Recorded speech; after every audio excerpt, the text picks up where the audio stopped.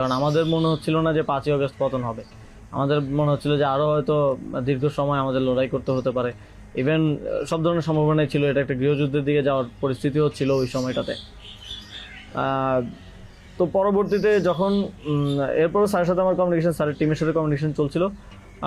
5 তারিখ মূলত স্যারের সাথে আবার কথা হয়।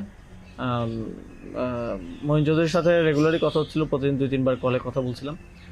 5 তারিখ স্যার যখন সার্জারিতে ঢুকবেন, ঢোকার আগে হচ্ছে কথা হয়, যখন শেখ হাসিনা পালিয়ে গেল সন্ধ্যায় আমরা চ্যানেল 24-এর অফিসে।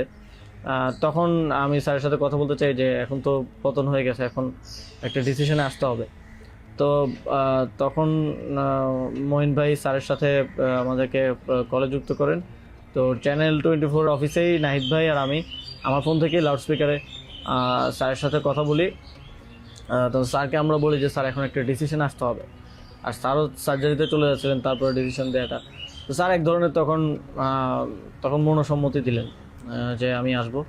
আর এর মাঝে তো 2 দিন স্যারও আলোচনা করেছেন বিভিন্ন পর্যায়ে। আমি আসবো, তবে বিস্তারিত কথা বলার আগে তোমরা কোথাও এটা অ্যানাউন্স করো না আর কি। তো এই আলোচনাটা হওয়ার পরে আমরা অনেকগুলো বিষয় ছিল ডিসকাস করার মতো। আলোচনাটা হওয়ার পরে আমরা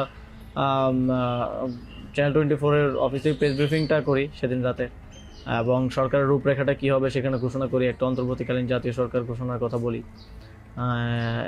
এছাড়াও আরও রূপরেখাগুলো বলি যে রাজনৈতিক অংশগ্রহণ, তারপর সিভিল সোসাইটি, তারপরে অভ্যুত্থানের নেতৃত্বের অংশগ্রহণ, এই পলিসিগুলো আমরা সেখানে ঘোষণা করি। স্যারের নামটা ঘোষণা করা হয়নি।